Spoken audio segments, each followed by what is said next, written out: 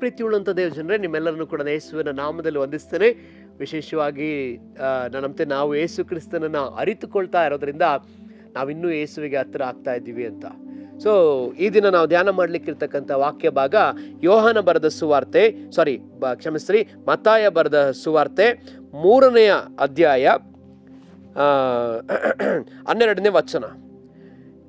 ಆತನು ಮೊರವನ್ನು ಕೈಯಲ್ಲಿ ಹಿಡಿದಿದ್ದಾನೆ, ತನ್ನ ಕಣಜದಲ್ಲಿ ರಾಶಿಯನ್ನು ತೂರಿ ಹಸನು ಮಾಡಿ ತನ್ನ ಗೋಧಿಯನ್ನು ಕಣಜದಲ್ಲಿ ತುಂಬಿಕೊಂಡು ಒಟ್ಟನ್ನು ಆರದ ಬೆಂಕಿಯಲ್ಲಿ ಸುಟ್ಟು ಬಿಡುವನು ಎಂದು ಹೇಳಿದನು. ಪ್ರಿಯರೇ, ಇಲ್ಲಿ ನಾವು ನೋಡ್ತಕ್ಕಂಥ ಒಂದು ವಿಷಯ ಏನಂತ ಹೇಳಿದ್ರೆ, ಇಲ್ಲಿ ಸ್ಥಾನಿಕನಾದ ಯೋಹಾನನು ದೀಕ್ಷಾಸ್ಥಾನವನ್ನು ಕೊಡುವಂಥ ಸಂದರ್ಭದಲ್ಲಿ ಆತ ಹೇಳ್ತಾನೆ, ನನ್ನ ಹಿಂದೆ ಒಬ್ಬ ಬರ್ತಾನೆ, ಆತನ ಕೆರದ ಬಾರನ್ನು ಕೂಡ ಬಿಚ್ಚುವುದಕ್ಕೆ ನಾನು ಯೋಗ್ಯನಲ್ಲ. ಆತನು ಪವಿತ್ರಾತ್ಮದಲ್ಲಿಯೂ ಬೆಂಕಿಯಲ್ಲೂ ದೀಕ್ಷಾಸ್ಥಾನ ಕೊಡುವವನು. ಆತನ ಕೈಯಲ್ಲಿ ಆತನು ಮೊರವನ್ನು ಹಿಡ್ಕೊಂಡಿದ್ದಾನೆ. ಮೊರವನ್ನು ಹಿಡಿದು ಏನು ಮಾಡ್ತಾನಂತೆ, ಆತನು ಮೊರದನ್ನು ಕೈಯಲ್ಲಿ ಹಿಡಿದು ಅದನ್ನು ತೂರುವವನಾಗಿದ್ದಾನೆ.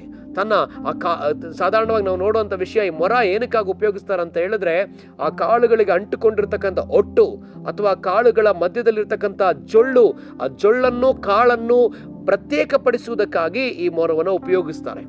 ಈಗ ಯೇಸುವೆ ಆ ಮೊರವನ್ನು ಕೈಯಲ್ಲಿ ಹಿಡ್ಕೊಂಡಿದ್ದಾನಂತೆ. ಆತ ತನ್ನ ಕಣಜದಲ್ಲಿ ಏನ್ ಮಾಡ್ತಾನಂತೆ, ರಾಶಿಯನ್ನು ತೂರಿ ಹಸನು ಮಾಡಿ ಗೋಧಿಯನ್ನು ಕಣಜದಲ್ಲಿ ತುಂಬಿಕೊಂಡು ಒಟ್ಟನ್ನು ಆರದ ಬೆಂಕಿಯಲ್ಲಿ ಸುಟ್ಟು ಬಿಡುವವನು ಎಂಬುದಾಗಿ ವಾಕ್ಯ ಹೇಳ್ತದೆ. ಇಲ್ಲಿ ಯೇಸು ಯಾರು? ಯೇಸು ಯಾರಂದ್ರೆ ಮೊರವನ್ನ ಕೈಯಲ್ಲಿ ಹಿಡಿದಿರುವವನು.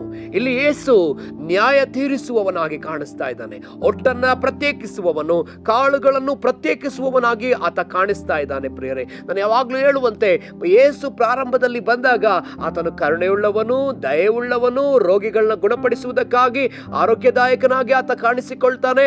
ಆತನು ಕನಿಕರ ತೋರಿಸುವುದನ್ನು ನಾವು ನೋಡ್ತೇವೆ, ದಯೆ ತೋರಿಸುವುದನ್ನು ನೋಡ್ತೇವೆ, ಗುಣಪಡಿಸುವುದನ್ನು ನೋಡ್ತೇವೆ, ಪಾಪಿಗಳಿಗಾಗಿ ಬಂದದನ್ನು ನಾವು ನೋಡ್ತೇವೆ, ದ್ರೋಹಿಗಳನ್ನ ತನ್ನ ಜೊತೆಯಲ್ಲಿ ಇರಿಸಿಕೊಂಡದನ್ನು ನೋಡ್ತೇವೆ. ಆದರೆ ಯೇಸು 2ನೇ ಬಾರಿ ಬರುವಾಗ, ಆತನು ತಿರುಗಿ ಬರುವಾಗ ಆತನು ಹಾಗೆ ಬರುವುದಿಲ್ಲ. ಪ್ರಿಯರೇ, ಆತನು ಮೊರವನ್ನ ಕೈಯಲ್ಲಿ ಹಿಡಿದಿರುವವನಾಗಿದ್ದಾನೆ. ಒಟ್ಟನ್ನೆಲ್ಲವನ್ನ ಪ್ರತ್ಯೇಕಿಸುವವನು, ಅದನ್ನು ಆರದ ಬೆಂಕಿಯಲ್ಲಿ ಸುಡುವವನು ಆಗಿದ್ದಾನೆ.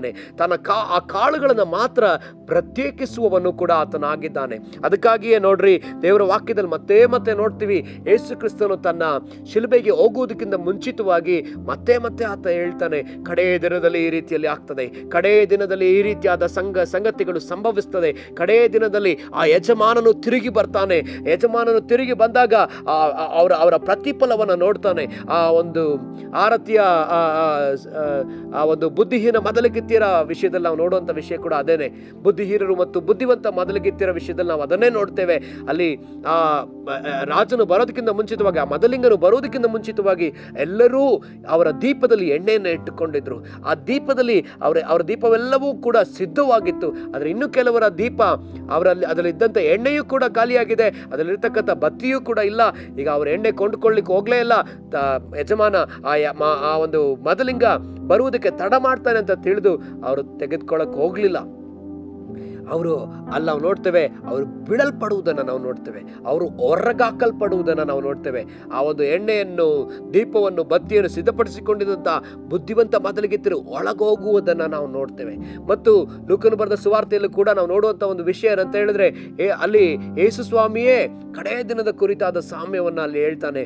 ಆತ ಒಬ್ಬ ಪರಲೋಕ ರಾಜ್ಯ ಒಂದು ಯಜಮಾನನಿಗೆ ಹೋಲಿಕೆ ಆಗಿದೆ. ಆ ಯಜಮಾನ ದೂರ ದೇಶಕ್ಕೆ ಹೋಗ್ಬೇಕಾದ್ರೆ ತನ್ನ ಆಳುಗಳಿಗೆ ತಲಾಂತುಗಳನ್ನ ಕೊಟ್ಟು ಹೋಗ್ತಾನೆ. ಒಬ್ಬನಿಗೆ 1 ತಲಾಂತು, ಒಬ್ಬನಿಗೆ 2 ತಲಾಂತು, ಒಬ್ಬನಿಗೆ 5 ತಲಾಂತು, ಹೀಗೆ ಕೊಟ್ಟು ಹೋಗ್ತಾನೆ. ಆದರೆ ತಿರುಗಿ ಬಂದಾಗ ಅವ್ರು ಯಾರು ಸಂಪಾದಿಸಿದ್ರು, ತಿರುಗಿ ಸಂಪಾದಿಸಿದವರನ್ನ ಆತನ ತನ್ನ ಸೌಭಾಗ್ಯಕ್ಕೆ ಸೇರಿಸಿಕೊಳ್ತಾನೆ. ಅವ್ರಿಗೆ ಇನ್ನೂ ಹೆಚ್ಚಾದ ತಲಾಂತುಗಳನ್ನ ಕೊಡ್ತಾನೆ.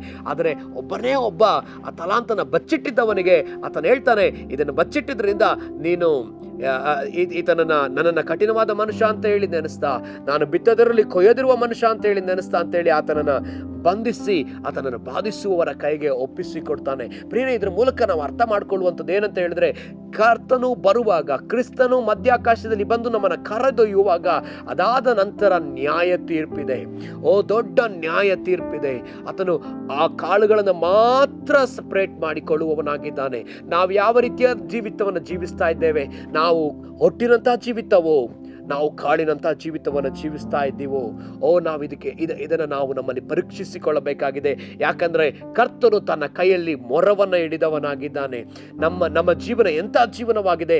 ಇದು ಫಲವುಳ್ಳ ಜೀವಿತವೋ ಅಥವಾ ಫಲವಿಲ್ಲದೆ ಇರತಕ್ಕಂತಹ ಜೀವಿತ ನಮ್ಮ ಜೀವಿತ ಆಗಿದೆಯಾ? ನಾವು ಪರೀಕ್ಷಿಸಿಕೊಳ್ಬೇಕಾಗಿದೆ. ಇಲ್ಲಿ ಸ್ಥಾನಿಕನಾದ ಯೋಹಾನ ಹೇಳ್ತಾ ಇದ್ದಾನೆ, ಅನೇಕರು ಸ್ಥಾನಿಕನಾದ ಯೋಹಾನನ ಬಳಿಗೆ ಬರ್ತಾ ಇದ್ದಾರೆ. ಅವರೆಲ್ಲ ಏನಕ್ಕೆ ಬರ್ತಾ ಇದ್ದಾರೆ? ದೀಕ್ಷಾಸ್ನಾನ ತೆಗೆದುಕೊಳ್ಳಿಕ್ಕಾಗಿ ಬರ್ತಾ ಇದ್ದಾರೆ. ಅವರೆಲ್ಲರೂ ಪರಲೋಕ ರಾಜ್ಯಕ್ಕೆ ಹೋಗ್ಬೇಕನ್ನೋಂಥ ಆಸೆಯಲ್ಲಿ ಬರ್ತಾ ಇದ್ದಾರೆ, ದೇವರ ಮೆಚ್ಚಿಸ್ಬೇಕನ್ನೋಂಥ ಆಸೆಯಲ್ಲಿ ಬರ್ತಾ ಇದ್ದಾರೆ. ಆದರೆ ಅವರ ಜೀವನದಲ್ಲಿ ಏನಿಲ್ಲ, ಅವರ ಜೀವನದಲ್ಲಿ ಫಲವಿಲ್ಲ ಪ್ರಿಯರೇ. ಅವರ ಜೀವನದಲ್ಲಿ ಯಾವುದೇ ರೀತಿಯಾದ ದೇವರು ಬಯಸುವ ಫಲಗಳು ಇಲ್ಲದೆ ಇರೋದನ್ನು ನಾವು ಕಾಣ್ತೇವೆ. ಆ ಸಮಯದಲ್ಲಿ ಆತನು ಈ ರೀತಿಯಲ್ಲಿ ಹೇಳೋದನ್ನು ನಾವು ಕಾಣ್ತೇವೆ. ಸೊ ಹಾಗಿದ್ರೆ ನಾವು ಹೇಗೆ ಜೀವಿಸ್ತಾ ಇದ್ದೀವಿ? ನಾವು ಫಲ ಕೊಡುವ ಜೀವಿತ ಜೀವಿಸ್ತಾ ಇದ್ದೀವಾ? ನಾವು ಆ ಒಂದು ಹೊಟ್ಟಿನಂತೆ ಇದ್ದೇವಾ ಅಥವಾ ಕಾಳಿನಂತೆ ಇದ್ದೇವಾ? ಹೊಟ್ಟು ಆರಿ ಹೋಗ್ತದೆ, ಕಾಳು ಅಲ್ಲಿಯೇ ಬೀಳ್ತದೆ. ಸೊ ಹಾಗಿದ್ರೆ ನಾವು ಕರ್ತನ ಪಾದದಲ್ಲಿ ಬೀಳುವವರು ಅಥವಾ ದೂರ ಹೋಗಿ ಬಿಡುವವರು? ನಾವು ನಮ್ಮನ್ನು ಪರೀಕ್ಷಿಸಿಕೊಳ್ಬೇಕಾಗಿದೆ. ನಾವು ಕರ್ತನ ಮುಂದೆ ತಗ್ಗಿಸಿಕೊಳ್ಬೇಕಾಗಿದೆ. ಸಾಧ್ಯ ಆದರೆ ಕರ್ತನ ಮುಂದೆ ನಮ್ಮನ್ನು ಸರಿಪಡಿಸಿಕೊಳ್ಬೇಕಾಗಿದೆ. ದೇವರ ಬಳಿಯಲ್ಲಿ ಕೇಳಬೇಕಾಗಿದೆ, ಸ್ವಾಮಿ ನಾನು ಹೊಟ್ಟಿನಂತೆ ಇದ್ದೇನಾ ಅಥವಾ ಕಾಳಿನಂತೆ ಇದ್ದೇನಾ? ಸ್ವಾಮಿ ನನ್ನನ್ನು ಪರೀಕ್ಷಿಸಿ ನನಗೆ ತಿಳಿಸು ಕರ್ತನೆ, ನನ್ನನ್ನು ಸರಿಯಾದ ಮಾರ್ಗದಲ್ಲಿ ನಡೆಸು ಅಂತ ನಾವು ಕೇಳಬೇಕಾದ ಅವಶ್ಯಕತೆ ಇದೆ ಪ್ರಿಯರೇ. ಸೊ ಯಾಕೆಂತ ಹೇಳಿದ್ರೆ ನಾವು ಆತನಲ್ಲಿ ನೆಲೆಸಬೇಕಾಗಿದೆ. ಯಾಕಂದ್ರೆ ವಾಕ್ಯ ಇನ್ನೂ ಅನೇಕ ವಾಕ್ಯಗಳು ನಾವು ನೋಡ್ತೀವಿ. ಯೋಹಾನ ಬರೆದ ಸುವಾರ್ತೆ 15ನೇ ಅಧ್ಯಾಯದಲ್ಲೂ ಕೂಡ ನಾವು ಅದನ್ನೇ ನೋಡ್ತೀವಿ. ಅಲ್ಲಿ ದ್ರಾಕ್ಷೆಯ ಆ ಒಂದು ಕೊಂಬೆ, ದ್ರಾಕ್ಷೆಯ ಬಳ್ಳಿ ಕೊಂಬೆಯೊಂದಿಗೆ ಅಂಟಿಕೊಳ್ಳದೆ ಹೋದ್ರೆ ಅದು ಫಲ ಕೊಡೋದಕ್ಕಾಗೋದಿಲ್ಲ. ಅಂಟಿಕೊಂಡಿದ್ರೂ ಸಹ ಅದು ಫಲ ಕೊಡಲಿಲ್ಲವಾದರೆ ಅದನ್ನು ತೆಗೆದು ಹಾಕುವನು ಎಂಬುದಾಗಿ ವಾಕ್ಯ ಹೇಳ್ತದೆ. ಅದನ್ನ ಕತ್ತರಿಸಿ ಎಸೆಯುವನು ಎಂಬುದಾಗಿ ಅರ್ಥ. ಅದನ್ನು ತೆಗೆದು ಬಿಡ್ತಾನೆ. ಫಲ ಕೊಡದ ಪ್ರತಿಯೊಂದು ಕೊಂಬೆಯನ್ನೂ ಆತ ಕಡಿದು ಬಿಡುವವನಾಗಿದ್ದಾನೆ. ಪ್ರಿಯರೇ, ನಾವು ಫಲ ಕೊಡುವ ಕೊಂಬೆಯಾಗೋಣವೋ? ಫಲ ಕೊಡುವ ಕೊಂಬೆ ಆಗ್ಲಿಕ್ಕೆ ನಾವು ಮಾಡಬೇಕಾದದ್ದೇನು? ನಾವು ಕ್ರಿಸ್ತನಲ್ಲಿ ಇದ್ದುಕೊಂಡು ಕ್ರಿಸ್ತನ ಒಳಗೆ ಇರುವ ಸಾರವನ್ನು ಎಳಕೊಂಡು ನಾವು ಫಲ ಕೊಡಬೇಕಾಗಿದೆ. ಕ್ರಿಸ್ತನಲ್ಲಿ ಇದ್ರೂ ನಾವು ಆತನ ಸಾರವನ್ನು ಎಳಕೊಳ್ಳದೆ ಹೋದರೆ, ಆತನಲ್ಲಿಯೂ ಆತನ ವಾಕ್ಯದಲ್ಲಿಯೂ ನಾವು ನೆಲೆಗೊಳ್ಳದ ಹೊರತು ನಾವು ಫಲ ಕೊಡುವುದಕ್ಕಾಗುವುದಿಲ್ಲ ಪ್ರಿಯರೇ. ಫಲ ಕೊಡಬೇಕಾ? ನಾವು ಕರ್ತನ ಮುಂದೆ ಗಟ್ಟಿಯಾದ ಕಾಳಾಗಿ ನಿಲ್ಲಬೇಕಾ? ನಾವು ಕರ್ತನ ಮುಂದೆ ದೇವರು ನಮಗೆ ಕೊಟ್ಟಿರ್ತಕ್ಕಂಥ ಕಾರ್ಯಗಳನ್ನ, ದೇವರು ನಮಗೋಸ್ಕರ ಕರೆದಿರ್ತಕ್ಕಂಥ ಕರೆಯಲ್ಲಿ ನಿಂತು ನಾವು ಆತನಿಗೋಸ್ಕರ ಜೀವಿಸಬೇಕು. ನಾವು ಆತನಿಗೋಸ್ಕರ ಫಲ ಕೊಡಬೇಕು. ಫಲ ಕೊಡಬೇಕಾದ್ರೆ ಈಗ ತಾನೇ ಹೇಳಿದಾಗೆ ಆತನಲ್ಲಿ ನೆಲೆಸಿರ್ಬೇಕು. ಆತನಲ್ಲಿರ್ತಕ್ಕಂಥ ಸಾರವನ್ನ ಎಳಕೊಳ್ಬೇಕು. ಕಾರಣ ಆತನ ಕೈಯಲ್ಲಿ ಮೊರವದೆ. ಆತನು ತನ್ನ ಕಣಜದ ಒಳಗಡೆ, ಅಂದ್ರೆ ಪರಲೋಕದ ಒಳಗೆ ತಾನಿರುವ ಆ ಹೊಸ ಯೆರೂಸಲೇಮಿನ ಒಳಗೆ ನಮ್ಮನ್ನ ಸೇರಿಸಿಕೊಳ್ಳುವವನಾಗಿದ್ದಾನೆ. ಯಾವಾಗ? ಅಂತ್ಯದಲ್ಲಿ ಸೇರಿಸಿಕೊಳ್ಳುವವನಾಗಿದ್ದಾನೆ. ಅದಕ್ಕಿಂತ ಮುಂಚೆ ಒಂದು ಪರೀಕ್ಷೆ ಅದೇ, ಅದಕ್ಕಿಂತ ಮುಂಚೆ ಒಂದು ನ್ಯಾಯ ತೀರ್ಪದೆ.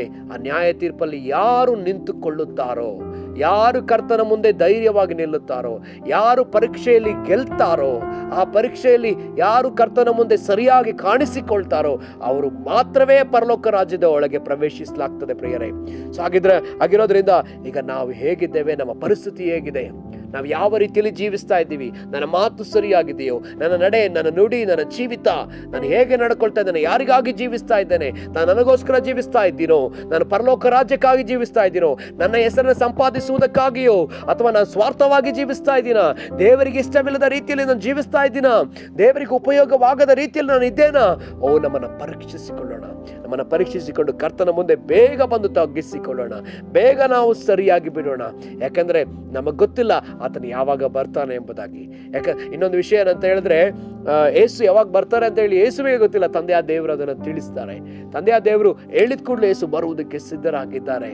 ಯಾಕಂದ್ರೆ ಮತ್ತೆ ಇನ್ನೊಂದು ವಿಷಯ ಏನಂತ ಹೇಳಿದ್ರೆ, ಈ ಲೋಕದಲ್ಲಿ ನಡೀತಿರ್ತಕ್ಕಂಥ ಎಲ್ಲಾ ಕಾರ್ಯಗಳನ್ನ ನಾವು ನೋಡುವಾಗ ಎಲ್ಲವೂ ಕೂಡ ಯೇಸು ಬರುವುದಕ್ಕೆ ಸೂಚನೆಯಾಗಿ ಇದೆ.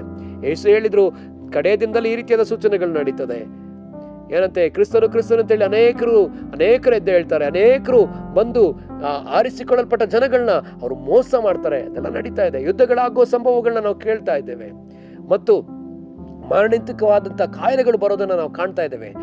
ದೇಶಗಳ ಮೇಲೆ ಯುದ್ಧ, ರಾಜ್ಯಗಳ ಮೇಲೆ ಯುದ್ಧ. ಒಬ್ಬರನ್ನ ಕಂಡ್ರೆ ಮತ್ತೊಬ್ಬರಿಗೆ ಆಗ್ತಾ ಇಲ್ಲ. ಮತ್ತು ಇನ್ನೊಂದು ವಿಷಯ ನಾವು ನೋಡುವಂಥದ್ದು ಏನಂತ ಹೇಳಿದ್ರೆ, ಅಂತ್ಯಕ್ರಿಸ್ತನು ಎದ್ದೇಳ್ತಾ ಇರೋದನ್ನ ನಾವು ಕಾಣ್ತಾ ಇದ್ದೇವೆ. ಮತ್ತು ಸೈತಾನನು ನೇರವಾಗಿ ತನ್ನನ್ನು ಹಾಗೆಯೇ ತೋರ್ಪಡಿಸಿಕೊಳ್ಳುವುದನ್ನು ನಾವು ಕಾಣ್ತಾ ಇದ್ದೇವೆ. ಪ್ರಿಯರೇ, ನಾವು ಕಡೆಯ ದಿನದಲ್ಲಿದ್ದೇವೆ. ಗಂಭೀರವಾದ ದಿನದ ಬಳಿಗೆ ನಾವು ಬರ್ತಾ ಇದ್ದೇವೆ. ಸೊ ಹಾಗಿದ್ರೆ ನಾವು ಮೊರದಲ್ಲಿ ಪರೀಕ್ಷಿಸಲ್ಪಡುವವರು, ಆತನ ಕೈಯಲ್ಲಿ ಮೊರವದೆ.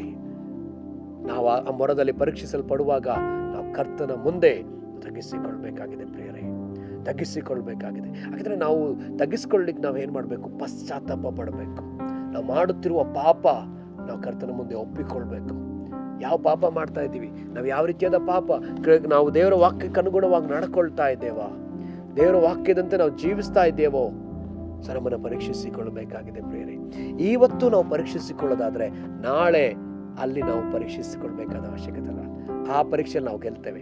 ನಮ್ಮನ್ನೇ ನಾವು ವಿಚಾರಿಸಿಕೊಂಡ್ರೆ, ವಾಕ್ಯ ಹೇಳ್ತದೆ 1 ಕೊರಿಂಥ 11ನೇ ಅಧ್ಯಾಯದಲ್ಲಿ ವಚನ ಹೀಗೆ ಬರೆಯಲ್ಪಟ್ಟಿದೆ. ತೆಗೆಯೋಣ 1 ಕೊರಿಂಥ 11ನೇ ಅಧ್ಯಾಯ. ನಮ್ಮನ್ನು ನಾವೇ ವಿಚಾರಿಸಿಕೊಂಡರೆ ನ್ಯಾಯ ವಿಚಾರಣೆಗೊಳಗಾಗುವುದಿಲ್ಲ. ಹಾಗಿದ್ರೆ ಈ ವಾಕ್ಯದ ಪ್ರಕಾರ ನಮ್ಮನ್ನ ನಾವೇ ವಿಚಾರಿಸಿಕೊಳ್ಳುವುದಾದ್ರೆ, ನಮ್ಮನ್ನೇ ನಾವು ಪರೀಕ್ಷಿಸಿಕೊಳ್ಳುವುದಾದ್ರೆ, ನಾವು ಅನೇಕರ ಮೇಲೆ ನ್ಯಾಯ ವಿಚಾರಣೆ ಮಾಡ್ತೀವಿ, ಅನೇಕರನ್ನ ನಾವು ಪರೀಕ್ಷಿಸ್ತೀವಿ. ಅವ್ರು ಸರಿ ಇದ್ದಾರಾ, ಇವ್ರು ಸರಿ ಇದ್ದಾರಾ, ಇವ್ರು ಹೇಗಿದ್ದಾರೆ, ಅವ್ರು ಹೇಗಿದ್ದಾರೆ, ಅವ್ರು ಇದನ್ನ ಮಾಡಿದ್ರ, ಅವ್ರು ಅದನ್ನ ಮಾಡಿದ್ರ, ಮತ್ತೊಬ್ಬರು ಮಾಡುವ ವಿಚಾರದಲ್ಲಿಯೇ ನಾವು ಪರೀಕ್ಷಿಸ್ತೇವೆ. ಸೊ ಹಾಗಿದ್ರೆ ಈಗ ನಾವು ಮಾಡ್ಬೇಕಾಗಿರ್ತಕ್ಕಂಥ ಸಂಗತಿಗಳೇನು, ನಾವು ಮಾಡ್ಬೇಕಾಗಿರುವಂತ ವಿಷಯವೇನು? ನಮ್ಮನ್ನ ನಾವು ಪರೀಕ್ಷಿಸಿಕೊಳ್ಬೇಕು, ನಾನು ಹೇಗಿದ್ದೇನೆ. ಅದಕ್ಕಾಗಿಯೇ ದಾವಿದ 139ನೇ ಕೀರ್ತನೆಯಲ್ಲಿ ಆತ ಈ ರೀತಿಯಲ್ಲಿ ಹೇಳ್ತಾನೆ. ನಾವು ಅದನ್ನು ತೆಗೆದುಕೊಳ್ಳೋಣ. 139ನೇ ಕೀರ್ತನೆ 23ನೇ ವಾಕ್ಯದಲ್ಲಿ ನಾವು ನೋಡ್ತೀವಿ. ದೇವ, ನನ್ನನ್ನು ಪರೀಕ್ಷಿಸಿ ನನ್ನ ಹೃದಯವನ್ನು ತಿಳಿದುಕೋ, ನನ್ನನ್ನು ಶೋಧಿಸಿ ನನ್ನ ಆಲೋಚನೆಗಳನ್ನು ಗೊತ್ತು ಮಾಡು. ನಾನು ಕೇಡಿದ ಮಾರ್ಗದಲ್ಲಿರುತ್ತೇನೋ ಏನೋ ನೋಡಿ ಸನಾತನ ಮಾರ್ಗದಲ್ಲಿ ನನ್ನನ್ನು ನಡೆಸು. ನೋಡ್ರಿ, ಎಂತ ಒಳ್ಳೆಯ ಪ್ರಾರ್ಥನೆ ಇದು. ಕರ್ತನನ್ನ, ತಂದೆಯ ದೇವರನ್ನ ಮೆಚ್ಚಿಸುವಂತ ಒಂದು ಪ್ರಾರ್ಥನೆ. ಸೊ ನಾವು ಈ ಪ್ರಾರ್ಥನೆಯನ್ನ ಮಾಡುವವರಾಗಬೇಕಾಗಿದೆ ಪ್ರಿಯರೇ. ಯಾಕಂತ ಹೇಳಿದ್ರೆ ನಾವು ಲೋಕದಲ್ಲಿರ್ತಕ್ಕಂಥ ನಾವು ಒಬ್ಬೊಬ್ಬರೂ ಕೂಡ ಪಾಪಿಗಳಾಗಿದ್ದೇವೆ. ನಾವು ಪಾಪದ ಲೋಕದಲ್ಲಿದ್ದೇವೆ, ದುಷ್ಟ ಲೋಕದೊಳಗಡೆ ಇದ್ದೇವೆ, ದುರಾಶೆ ತುಂಬಿದ ಲೋಕದೊಳಗಡೆ ಇದ್ದೇವೆ. ನಾವು ಪಾಪ ಮಾಡಿಲ್ಲ ಅಂತ ಹೇಳೋದಾದ್ರೆ ನಾವು ಆತನನ್ನು ಸುಳ್ಳುಗಾರರಾಗಿ ಮಾಡ್ತಾ ಇದ್ದೇವೆ. ಸೊ ನಾವು ಒಪ್ಪಿಕೊಳ್ಳಬೇಕಾಗಿದೆ. ಎಲ್ಲಿ ನಾವು ಕರ್ತನಿಗೆ ಬೆನ್ನು ಮಾಡಿದ್ದೇವೋ, ಎಲ್ಲಿ ಕರ್ತನಿಗೆ ನಾವು ತಿರುಗಿ ಬಿದ್ದಿದ್ದೇವೋ, ಎಲ್ಲಿ ಆತನಿಗೆ ಅವಿಧೇಯರಾಗಿದ್ದೇವೋ, ಎಲ್ಲಿ ಆತನ ಚಿತ್ತಕ್ಕೆ ವಿರುದ್ಧವಾಗಿ ನಡೆಯುತ್ತಿದ್ದೇವೋ, ಸೊ ನಾವು ಬೇಗ ಸರಿಯಾಗೋಣ. ಕಾರಣ ಆತನ ಕೈಯಲ್ಲಿ ಮೊರವದೆ, ಆತನ ಕೈಯಲ್ಲಿ ನ್ಯಾಯ ತೀರ್ಪಿನ ಕೋಲು ಅದೆ. ಸೊ ಆ ನ್ಯಾಯ ತೀರ್ಪಿನ ಒಳಗೆ ನಾವು ಸರಿಪಡಿಸಿಕೊಳ್ಬೇಕಾಗಿದೆ. ಎಲ್ಲ ಶರೀರದಲ್ಲಿರ್ತಕ್ಕಂಥ ಎಲ್ಲರಿಗೂ ಕೂಡ ನ್ಯಾಯ ತೀರ್ಪಾಗುತ್ತಂತೆ. 2 ಕೊರಿಂಥ 5ನೇ ಅಧ್ಯಾಯ 10ನೇ ವಚನದಲ್ಲಿ ನಾವು ನೋಡ್ತೇವೆ. ತೆಗೆದುಕೊಳ್ಳೋಣ 2 ಕೊರಿಂಥ 5:10.